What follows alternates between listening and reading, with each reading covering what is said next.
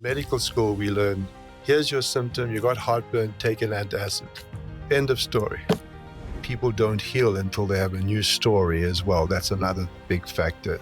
The effect of physics and sun on mitochondrial restoration is outrageously profound.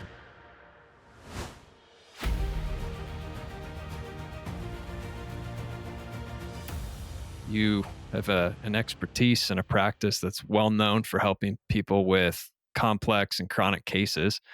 And unfortunately, today, that seems to be more and more common, more and more the case. I think I've heard you say before, the days of functional medicine where you give someone one supplement, one vitamin, and they're miraculously cured. Those days are long gone, more or less. The good old days. Yeah, exactly. So more and more people are having run into this other issue where their situation's more complex, it's more chronic, and there's a lot more to look at. And you're have quite an interesting take and an overview of how the whole system works. And so we're gonna talk about that today from your perspective, or from this method you've developed over the years of helping these patients. Why isn't it the most effective thing to just focus on the symptom, and how do you like to approach it? Well, I use my model, the 7-stage model, to filter my diagnostics and therapeutics through. So I'm always thinking across layers and levels when a person presents. And everybody presents with symptoms. That's how they gain entry into the dialogue with a doctor or healer.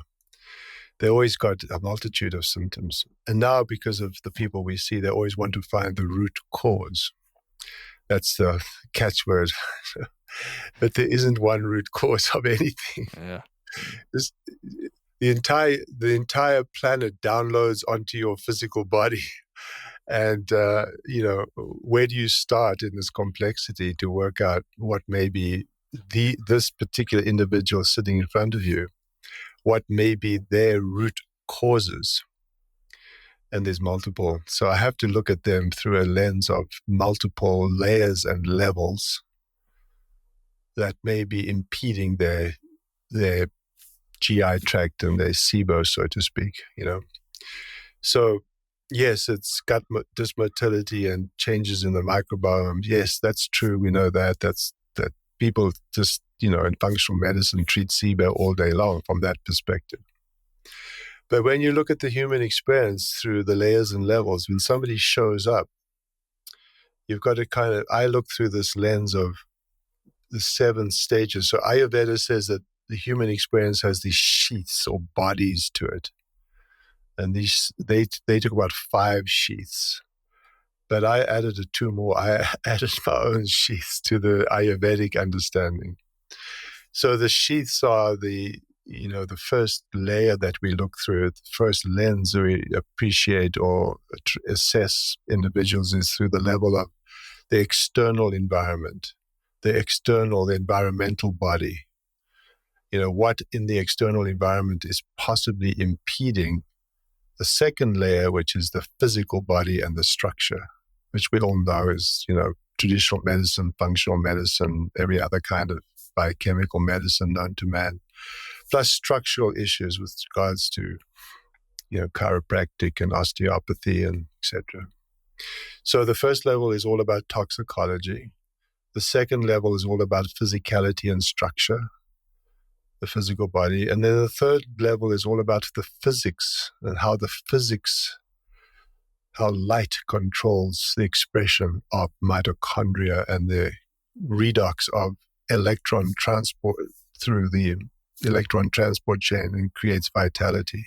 And in the energy body or the quantum biology realm, we have to take into account the effect on the central nervous system, the autonomic nervous system, and the peripheral nervous system, which are all electrically mediated. So the third level is all about electromagnetism and also about the effect of non-native EMFs that impose themselves on that which we were born with. We weren't born with all of these imposed frequencies. These are man-made and they're imposed into the natural transmission of photons of light to electrons and protons. So we have these non-native EMFs that have a physiological biochemical effect, which we have to take very seriously. And then the fourth level is everything to do with what's called the emotional body. We know from the ACE studies how people with early developmental trauma or inherited trauma have a much higher possibility of physical disease, 3, 4, 5 times higher, and many studies validated on this. So we have to take into account people's early developmental issues, and that becomes where a lot of the stumbling blocks are mediated or found. Because when you're treating complex illness and people have early developmental trauma, a lot of what is unresolved in that system gets projected onto you, the healer, because you also have parental influence, authoritarian and so forth. And if you approach a patient from that point of view, which we as doctors have a very high tendency to do, we as all-knowing, with all authority, do this, do that. But if the patient's not seen, heard, or validated as they weren't in some of their early developmental experiences, and if they reach a roadblock in the progression of their therapeutic encounter, guess who gets the projection of all that unmet need? Yeah, and that's one of the prices you pay when you take on complex illness, because most people, not all, but most people with complex illness have some issues that need to be, the light of consciousness needs to be shone on them, And then the fifth level is the most interesting, which is the level of the intellectual body or the mental body. The first half of life is all about the ego drives. We in the first 10 years, we attempt to get seen and heard and validated and create safety through mother's limbic resonance. The children are always looking to the mother to create safety. And if the mother's adequately present, the child's right prefrontal cortex resonates with the mother's right prefrontal cortex, and there's a sense of safety and trust created, which creates a whole different physiology than that person who's not seen or not validated, who lives in a highly hypervigilant state, that then myelinates the entire autonomic nervous system and endocrine system into a fight, flight, or even what Porges calls a dorsal vagal shutdown, where they just are traumatized and can't really function adequately. So the level 5 is all to do with how the ego negotiates the first stage of life. The second stage of life is all, the second 10 years of life is all to do how the person then gets taken away from the mother into the world of other and starts to relate through adolescence to the other sex, which is often the domain of the father's responsibility. Mother first 10 years, father second 10 years. And then the third decade is when, and that's when the emotional brain and the amygdala starts getting myelinated and emotional language is learned and defenses start to come into play. And then the third decade is all to do with how we go out into the world, we get educated, create a sense of safety, create a career, meet somebody and possibly settle down and procreate or pass on the selfish gene. That's the sort of third decade. And it's only in the third decade that our brains, our executive functioning gets fully myelinated.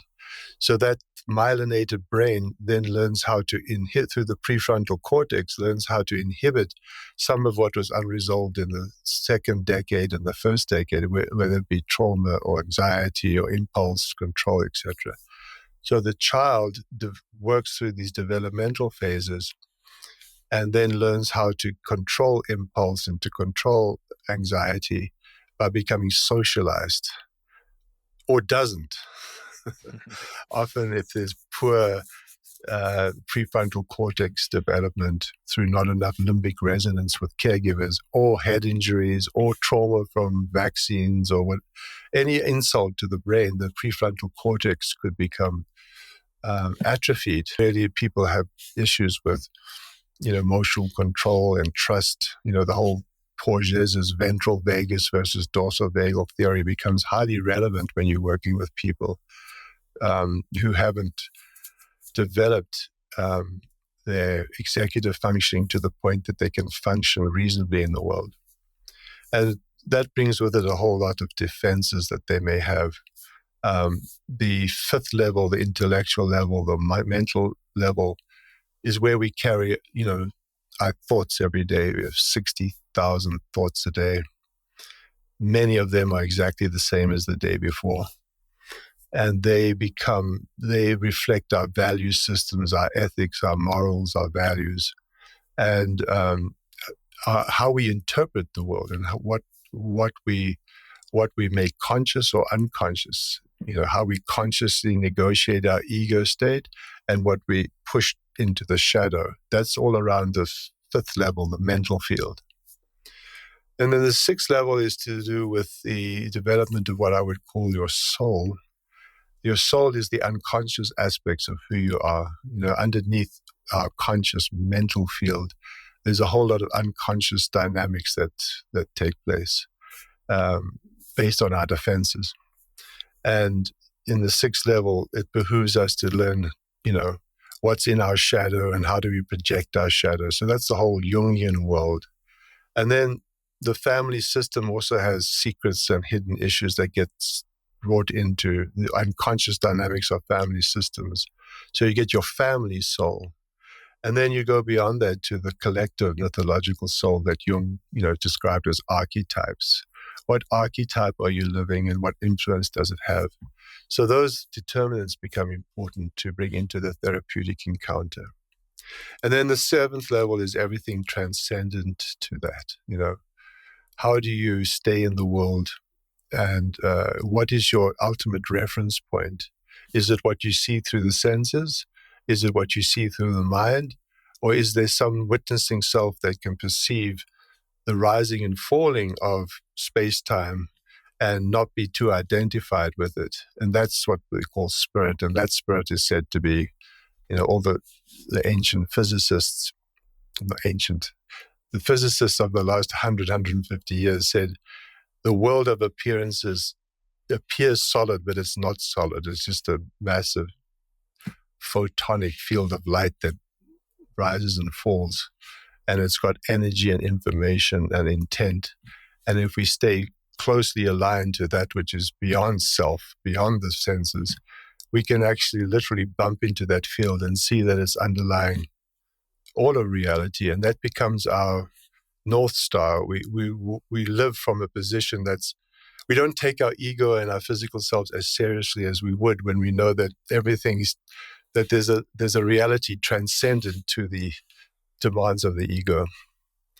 And that becomes important. Some people have no connection to that, no desire to connect to that, or have a very limited understanding of how relevant that may be in their evolution. So when I look at a person, I'm always looking through those layers and levels, because symptoms, when people come at level 2, which is where everybody presents the gas, the bloating, the aching, the brain fog, the fatigue, they're asking you to try and unravel where in that system, where they need to shine the light of consciousness. What do they need to do? And you've got to have a very large understanding of the human psyche in order to enter into a therapeutic relationship with them. You can say, yeah, your SIBO is because you are in sympathetic dominance and you've shut down motility. But then it behooves you to ask, well, why are you in sympathetic dominance? And then you ask, well, when I was a child and I got beaten by my father and not seen by my mother, and I was always hypervigilant, and I developed anxiety as a young girl. Well, you know where that originated. And then you fast further, you ask, well, what happened to your mother and what happened to your father? Well, my mother's mother died when she was 3, and my father's, and you just start going back in this causal chain, and you realize there's a complexity to the human condition. SIBO is not just because you've got poor motility, it's because there's systems operating that go upstream and upstream and upstream and upstream. And you try and unravel as much as you can, because it's my understanding that at medical school we learn N squared, D squared, name of symptom, name of drug. Here's your symptom. You got heartburn, take an antacid. End of story. There's no upstream causation. But when you start working in a more complex model, you have to sort of understand the behavior. Why do you have heartburn? What's your eating behaviors? What time do you go to bed at night? What do you start to ask this much more complex history, and you start to unravel. And then we use symptoms as teleological entry points into the inquiry. Symptoms have meaning. They don't fall out of the sky. So then you have to sort of ask the person, what meaning do you ascribe to these symptoms? Why do you think they're there? And you start to enter into this therapeutic relationship with a person to work out these complexities.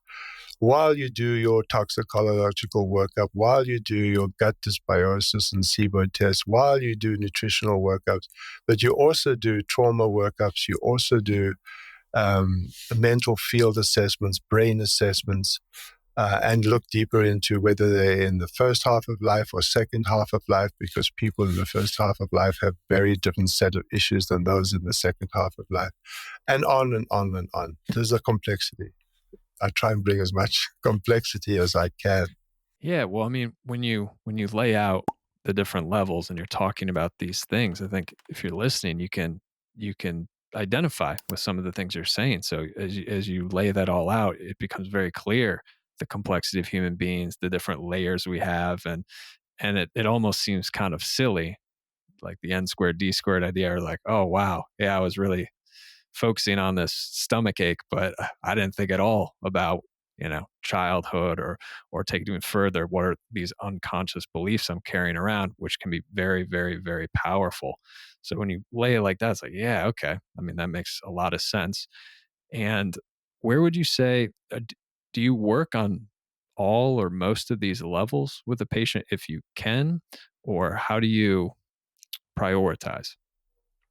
Well, it's difficult unless you have time. And so I do 2 to 3 hour intakes. And when I'm doing 2 to 3 hour intakes, I'm taking a series they filled out a 70-page questionnaire, which I review before I get online or before they sit in front of me. And then I tend to sort of look through what they've done traditionally, because most of them have seen, lots of specialists and lots of functional medicine doctors, and they ever believe they've got Lyme or mold or whatever. And then I'm always trying to look behind that and see, well, what is asking to be brought to consciousness within this experience? What is unseen in this system? Yes, they may have SIBO and Lyme and mold and Bartonella and so forth and so on as triggers of why they're in your office right now. But what underlying factors could be downloading into this system that need to be brought to the light of consciousness? So when a patient sits in front of you, you ask them traditional questions, but all the time you're very attuned to their answers and what is hidden. And sometimes you've got to, even in the traditional domain, you've got to extend your questions way beyond what I learned at med school, or way beyond what I learned in functional medicine. Many people come in and say they've got Lyme or mold, or they've got SIRS, or they've got SIBO, or they've got leaky gut. That's a favorite one. And then you say, and they identified with that, that's the reason why I'm not well. But at the end of a 2 to 3 hour session, that's the last thing that's really of relevance. They're not self-regulating. They've got POTS. They got mast cell activation. They got gut dysbiosis.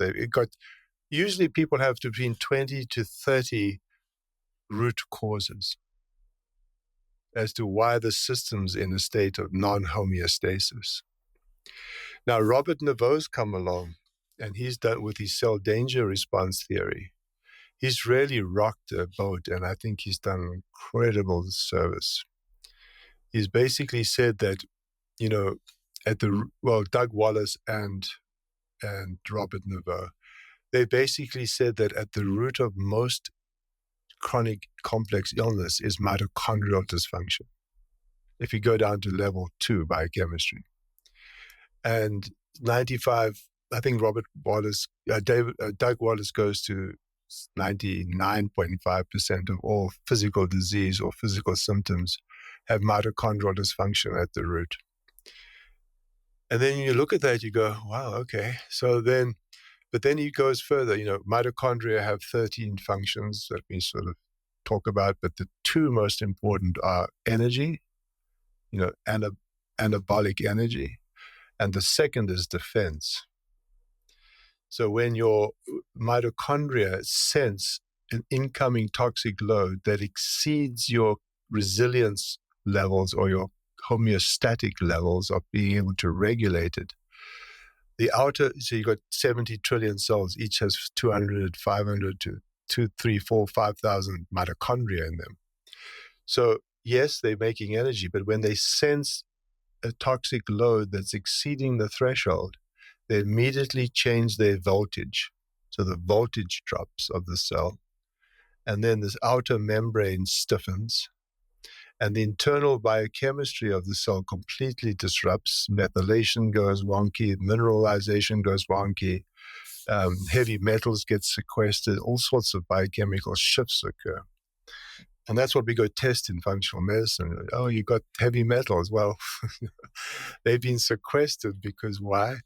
The cell's detecting danger and it's shutting itself down and giving up its signaling molecules and creating anarchy and then creating apoptosis and autophagy.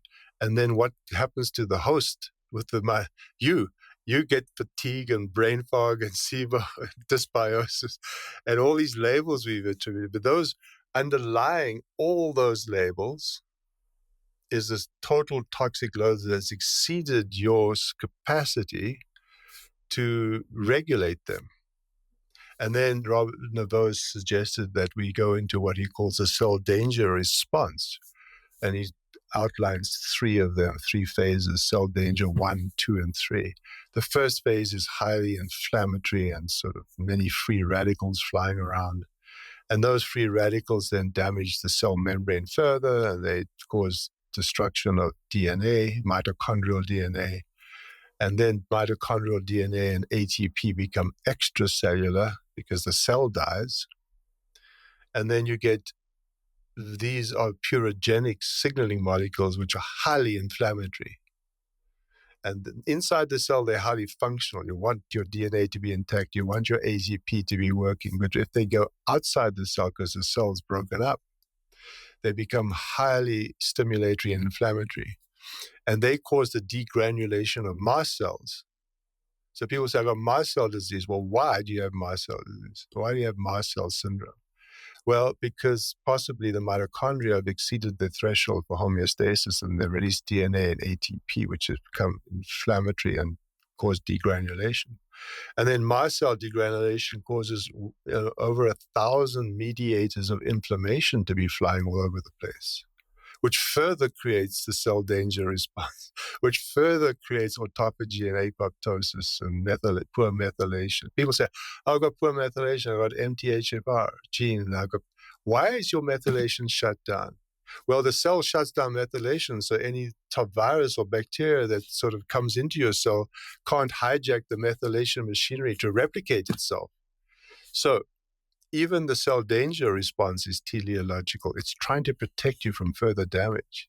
So if you understand the human experience through the lens of the cell danger response, and that underlying it all is this entire toxic load, which you have to identify, and then what signaling molecules do you have to re-enter into the cell danger response in order to get out of the stuck cell danger response? What therapeutics do you need?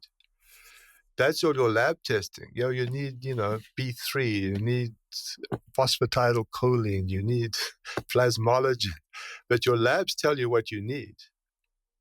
But what you're doing is really just treating a stuck cell danger response, trying to restore signaling molecules and reproduction of stem cells, etc., to create the cells going out of this inflammatory response back to speaking to each other, back to talking and creating inter-cell signaling so that you can function as a whole again. All the while you're identifying toxic loads, all the while, and the toxic load can be across all levels, all the 7 levels, not just mercury or bacteria or Lyme or mold. It can be the food you eat. It can be the lack of connection to natural sunlight.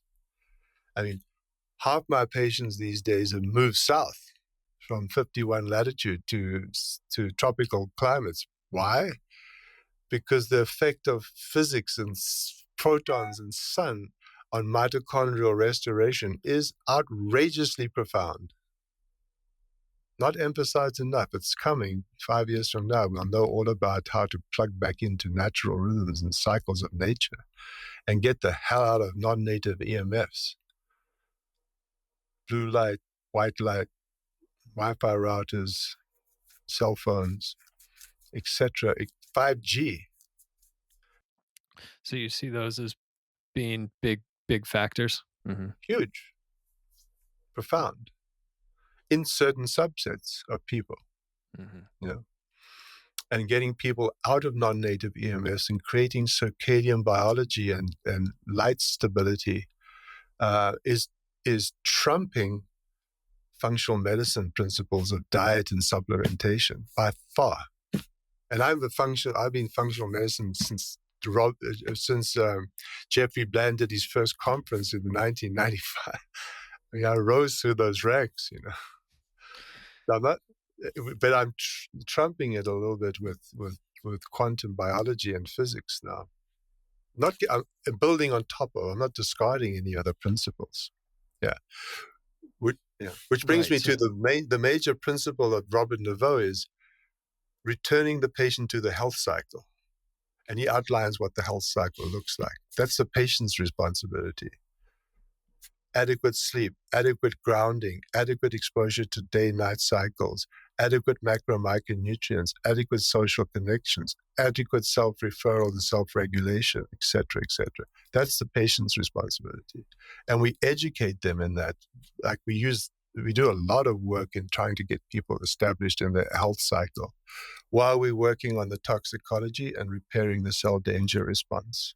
Okay, yeah. So there's the patient side, and a lot of what you list, like when I first would learn about these things, I'm like, man, this is a lot to do. But the way I look at it now is like, it's actually, if you're just be a human being, like we've evolved to be and are meant to be as social creatures growing in the environment, like it's not a lot to do. Get up with the sun, go to bed when it's dark. Don't spend all day on your computer under white light and on your cell phone. I mean, we just disconnected, as Jack Kruse says, from the threads of nature. We just lost the plot so badly, and we think we're smart. we got like technology and AI, and we're sitting in front of the screen, and we turn on the lights. We've got refrigerators. We can eat at midnight, and we can eat food in packages. I mean, we wear rubber-soled shoes, so we're disconnected from the Schumann resonance.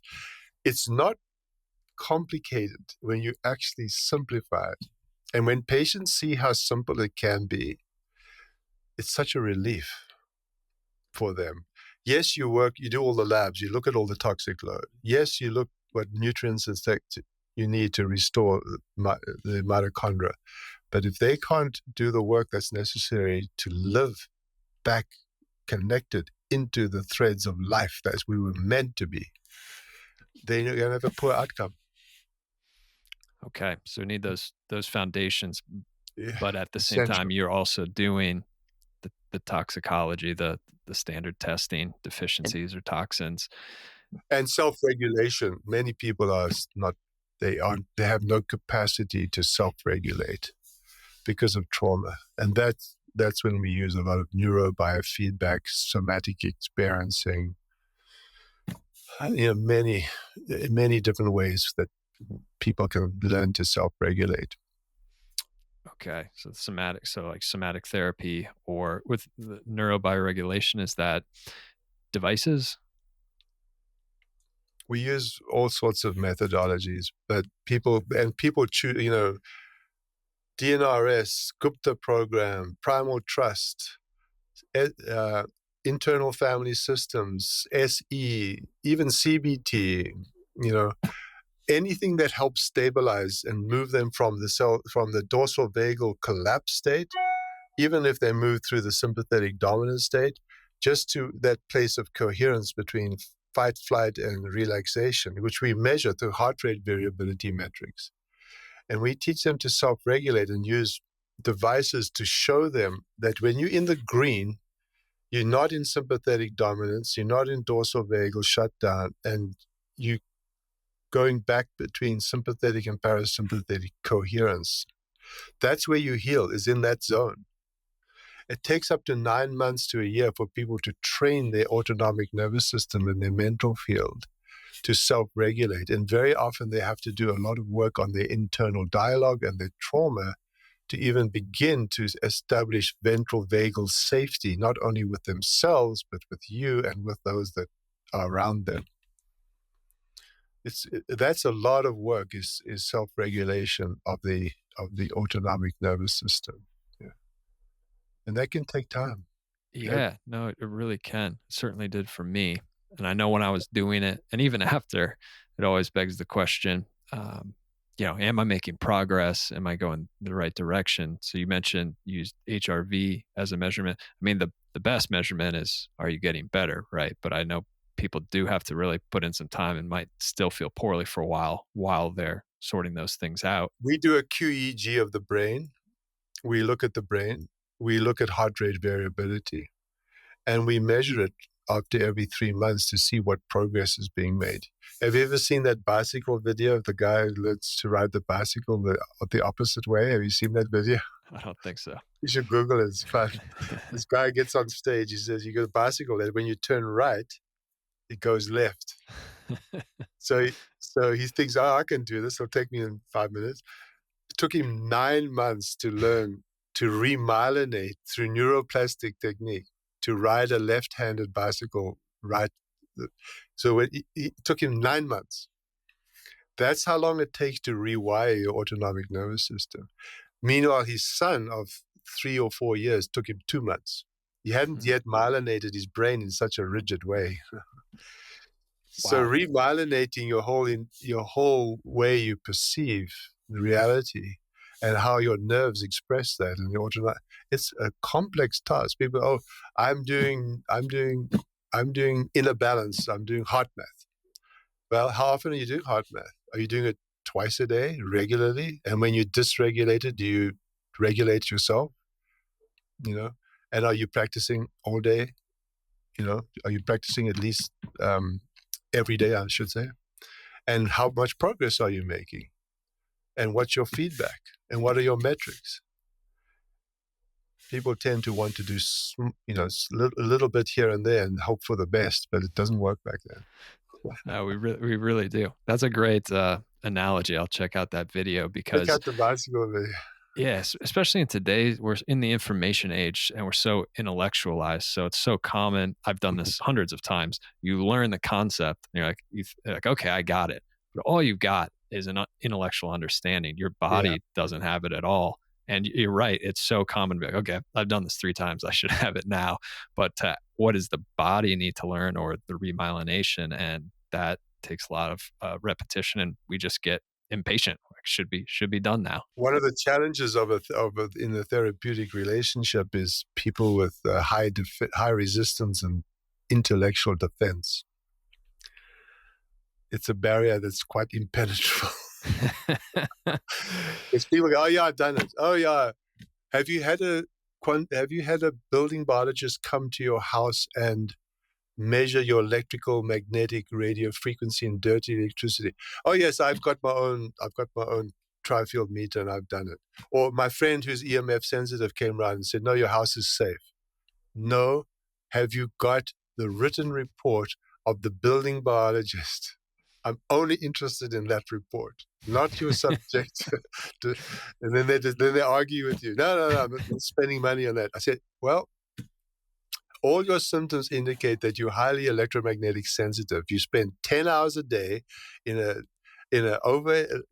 room that's lit with fluorescent bulbs, and you've got your hard drive at your feet, You got numbness and tingling of your feet. You got tinnitus. You don't go outside. You wear sunscreen, sunglasses, and you last went to the tropics 10 years ago. And you live in Winnipeg. It's not difficult. So, for every story of someone moving out of EMFs and then instantly feeling better, there's 9 people who, and maybe they're doing exactly what you described, but they feel like they've addressed it and they haven't made the change. And maybe that didn't tip the needle, right? So as we look at your the complex layers and levels that you look at, do people need to be working, or it sounds like you're nudging each one or a handful of them a little bit, and do you just keep doing that till you get to a tipping point and boom, someone's entering the healing state and healing? And my follow-up question would be like, seems like these higher levels, the higher you get, potentially the more powerful it is, right? Like if my vitamin isn't working, but if my nervous system gets regulated, then boom, that's going to be powerful. But if we take that even further and look at emotional or more of this soul level, which starts to enter into a little more of the spiritual side, can that be the most powerful? And can everyone work there, or only certain people ready at that time?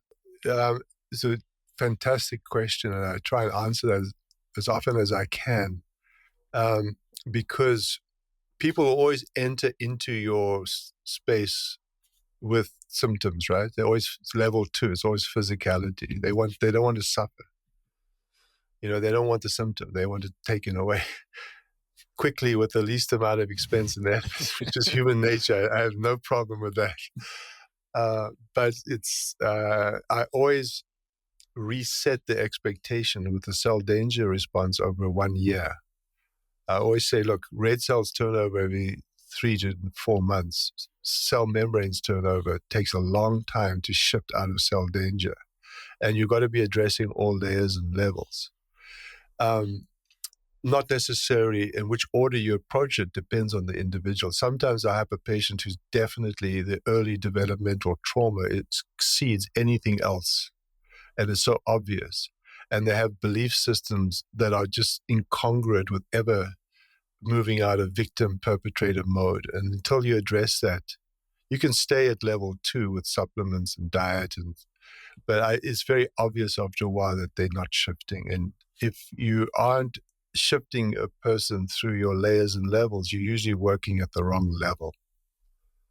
Like when you, the practitioner, is sweating more than the patient, when you enter in dialogue, you're probably not at the right level. You've done impeccable detoxification. You've done impeccable nutritional work. You've got you've got 10 labs and you've fixed all the nutrient deficiencies, and the patient's still suffering. Just the other day, I worked last week, a patient who was a fabulous, not high resistance, open trait person for 2 years with chronic fatigue symptoms and brain fog. We did everything impeccably. Now, when you sort of get to know when your work is sort of reliable after being at this for a long time, and you know that you've done good work at level 1, level 2, level 3. She didn't shift until she got a building biologist in. She resisted the building biologist. She wouldn't do it. It didn't cost too much. It doesn't cost that much, by the way, but she resisted it. She got the building biologist. Her levels were off the chart. Her neighbor's electrical pump on the swimming pool was entering into her sleeping area. She had a Wi-Fi booster under her bed. When she shifted and moved homes, her husband fortunately was on board. They actually sold their home and moved. And she came to me and said, for the first time, I feel symptom relief. And I feel after 2 years of doing all the layers and levels, it was that shifted me dramatically. Other people, until they do the early inherited trauma work, the higher level work, and they look at, people who come in and say, I hate my mother, I hate my father. My mother's this, my mother's that. I hear that, my mother's a narcissist, my father's a drunk alcoholic and a sociopath. And then you got all these incredible sort of judgments. Are you speaking to your mother and father? No. I haven't spoken to them. I cut them out of my life. They were no good for me. Then I say, okay, do you realize that you half your mother and half your father genetically? And you've just shut off them from your system? The energetic and the flow of love from your parents has just been cut off. You expect to have full vitality and life force when you've said no to the people that brought you into the world? Can you not say yes to them for giving you life and say thank you for that even? And until they can deconstruct their relationship with their parents and see that, yes, they may have not gotten everything from their parents. They may have got a very thin trickle, but they got life. And the parents may have got very little as well. And when you do a family constellation and you see what the parents happen to the parents, very often the patient will go, oh my God, I didn't realize that. And they open up their hearts back to their parents. And then they stop all these projections of what they should have got, which they didn't get. And they start to just love their parents for what the little they got. And that opens up the spigot. That then the flow of love, people are only as open as the flow of love through the ancestral system is coming through, when the whole system is entangled and blocked and there's hatreds and people are, thrown out of the system and ostracized and banned and shamed and forgotten, that whole system suffers. And sometimes you do work with family systems and the physical level too changes instantly. So we know in this world, like Dietrich Klinger taught this beautifully, at the higher levels of healing, the effect trickles down. But if you get rid of your Lyme, it doesn't effect go upwards. So yeah, that could be where you treat the physical, maybe you even get the result, but if nothing else moves, that will just come back or some other physical manifestation will come back. Yeah, the system will stay potentially locked in cell danger, still hypervigilant. And cell danger doesn't just mean conscious, it's also unconscious dynamics epigenetically affect the cell danger response. Complicated. Yeah, but again, so are we. So are human beings. Imagine, so the person listening to this, there's no way you can listen to this and not get a few ideas about, oh, maybe this is something I could look into. If you have perfect health, fine. But if you don't, and most people listening to this want to improve their health, you get some ideas. So the obvious question then be like, how would I prioritize? Where would I start? To me, it sounds like I have two thoughts. One, the biggest bang for the buck, there has to be a lot of leverage going for these unconscious stuff, traumas, things like that, filtering down to the nervous system. And also, I think doing that type of work, you do need some type of stability, like a foundation, a solid base to go into the shadow and those pains or whatever needs to be looked at to let it go. So some of those, the circadian biology you mentioned, that is, like we talked about, it's actually astonishingly simple. Are either of those a good place to start? Both, or does it totally depend on the case? Because yeah, it would be great if people would just go see a very experienced practitioner like you. Like, you have to have a lot of experience to be able to parse through these things, and a really keen eye and kind of just a deep understanding of life to be listening to someone be in high anxiety about 10 years of Lyme and be able to parse through that and say, hey, maybe this person needs to look at their relationship to the parents, right? So short of that, how can people think about investigating this or starting to address a level here? I can speak from two angles. One is in the 2 to 3 hour therapeutic intake, where I get a download of their narrative. One of the key points is that people don't heal until they have a new story as well. That's another big factor. They often come in with one way of interpreting what's going on. I got Lyme, I've got this or I got that. And they have, my parents were awful and I suffered. They'll have that narrative. They'll have those thoughts running. They often don't heal until they restructure those thoughts and restructure that narrative. So that's number one. So in your intake, you're starting to look for key factors. Then you do your physical exam and you do your QEGs and neuroquant MRIs and all your functional medicine labs. Then those come back, and then you do a treatment session with the patient. And in the treatment session, you outline all the toxic load, all the signaling molecules that need to come back, that need to be put back into the system. And you emphasizing the health cycle first. So you go through that complexity, but the most important inputs that anybody, in my experience now, can activate and start to practice without any need for a practitioner. Number one, get themselves an Aura ring and see if they're sleeping 7 to 8 hours a night, and see if they're going to bed by 9 o'clock, and seeing if they're getting light stability, following the principles of quantum biology that's, emerging. Sleep. See if they're getting early morning sunrise, seeing if they're getting UVA and then UVB every morning, because it activates all the dopamine, all the receptors in the eye, and the dopamine pathways and serotonin pathways and melanin pathways.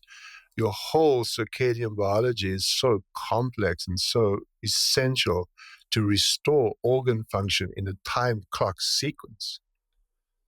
Getting up in the morning, going out during the day, grounding with bare feet before bed or sometimes during the day, and then trying to get light stability, getting up at the same time and going to bed at the same time. That can be done by everybody. Then getting your diet dialed in, local seasonal diets, knowing that in the summer you can have more vegetables and fruits, but in winter in northern climates there's more fats and proteins and meat, and know your local seasonal diet. Know that if you're high histaminic, keep it low histaminic. If you're at a high SIBO, keep it low FODMAPs.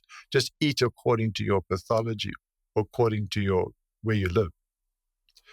So diet, and then keeping company of individuals that don't perpetuate the victim-predator mindset. Use the principles of transformative trauma work, where you start to move out of victim consciousness, and you start to create, intent to self-actualize, to know yourself and do what's required. Understand your early determinants of ill health. Understand what charges and what how your mental field is constructed. Be inquisitive into the psychology of humanity. Learn Myers-Briggs typologies. Learn attachment theory. Learn Ayurvedic doshas. Become inquisitive. Learn how to modulate your way in the world by just becoming knowledgeable. And then, watch non-native EMFs. This whole world of blue light, white light, and radio frequency fields is extremely relevant, and much more relevant than I ever imagined. We knew about these things, but now we're really emphasizing day-night cycling, back to nature, getting rid of non-native EMFs as much as you can. And so those principles of the health cycle, if you read Robert Navarro's 2023 paper, he outlines it very nicely. There's a diagram there. There's one diagram there. It's like my Bible. Toxic load, signaling molecules that are needed, health cycle. Emphasize the health cycle. Find out your toxic loads. There's 500 of them sometimes. And what do you need to restore health? Sometimes it's family systems work. We're looking at inherited trauma. Sometimes it's cranial sacral nuca chiropractic. Sometimes just adjusting C1, C2 can release the tension on the 3 cranial nerves that go through the cervicomedullary area. Sometimes it's dentistry.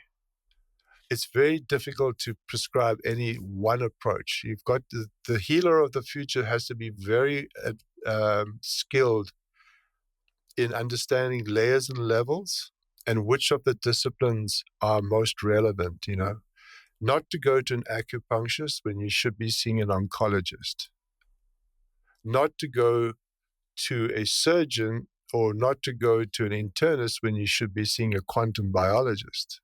And, where you really need to try and, the healers of the future have to try to ascertain across the layers and levels of humanity what therapeutic, diagnostic and therapeutic endeavors are going to yield the most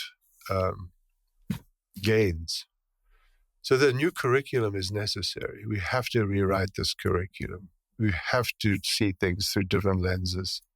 Completely agree with that. It could be so valuable if you are a healer or practitioner. If a patient can go to someone and then get direction because of this, someone with knowledge of the huge breadth of potential therapies and expertise is out there. That's so valuable because then they can point you.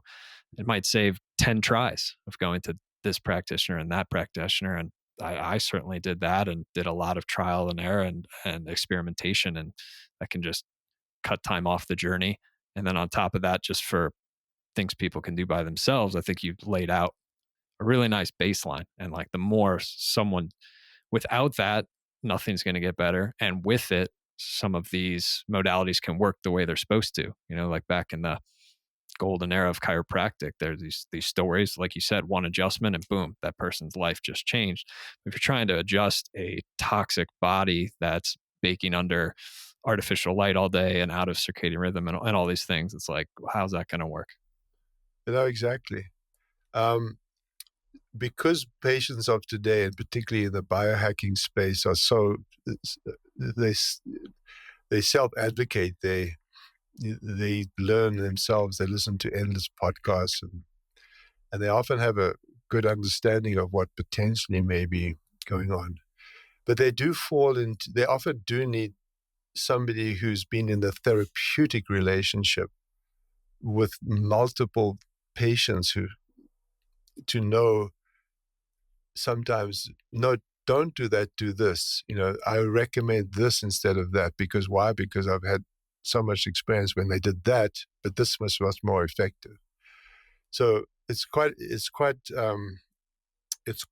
I enjoy working with biohacking self-advocacy patients because they bring all sorts of crazy stuff. and some of it, like I listen and it sounds reasonable. Let me know how it goes. Or I say, no, don't do that. I know about that. That's not going to, I don't recommend that, but try it if you like, but here's my experience with it, Yeah. And so it becomes, with this new evolution of consciousness on the biohacking self-advocacy crowd, it becomes very interesting to work with them. And you constantly have to keep abreast of what's going on. It's new stuff. And we know psychedelics are the big thing too.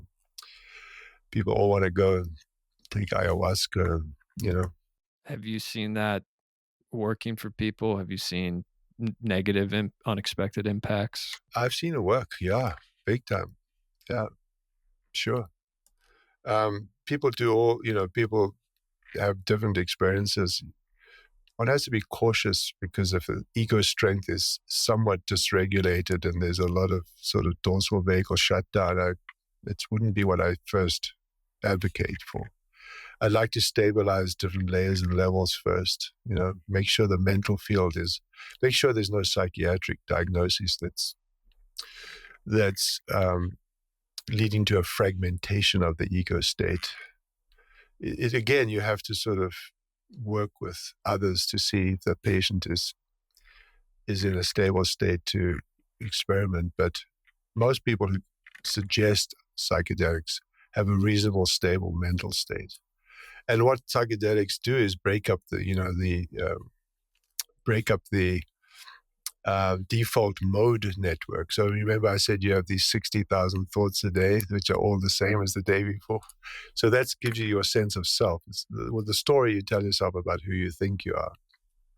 When people do psychedelics and bypass the default mode network, they often get insights that are so profound that they shift in consciousness immediately.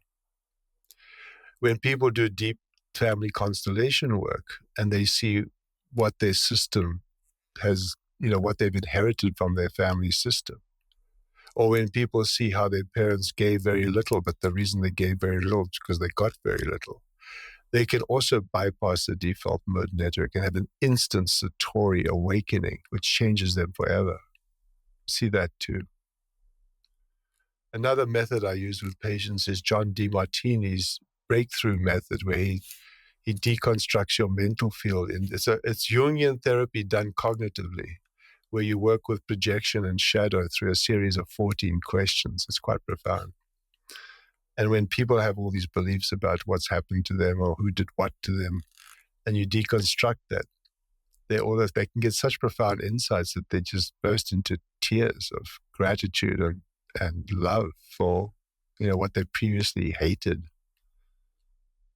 It's quite.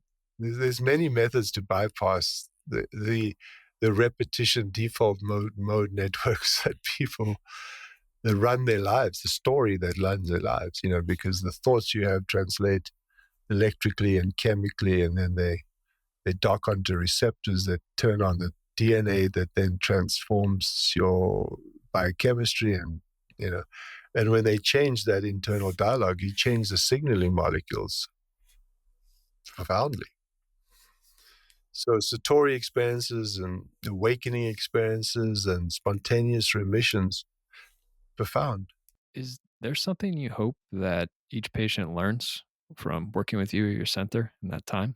Education is huge. I try and educate in this process as much as I can. And the people that aren't highly defended with open traits, they are profoundly influenced by having a roadmap to follow. So once you give them a roadmap, they're sympathetic, fight, flight. They just settle down. I don't give them false hope. I say, this is the roadmap I see for you. Here's what I suggest you do. And here's the length of time I anticipate it will take. And then we negotiate that back and forth as an ongoing dialogue between the two of us over time, while getting new labs to check in. One of the labs we do for mitochondrial dysfunction is a lab in Germany called the IGL lab. And if people are doing the work, the intravenous work and the dietary work and the circadian work, that test goes from completely abnormal to absolutely spotless in 6 months. And so when people see that they're getting out of cell danger, when they see their cell membranes are reconstituted, when they see that their methylation is working and the SIBO is under control, and they're no longer having brain fog, and their brains are functioning, and memories come back, and concentrations come back, and their paresthesias have resolved due to lipid therapies, etc. There's a profound shift, but they know the roadmap. They know how they got there. It wasn't just take this, take that, and see me in 3 months.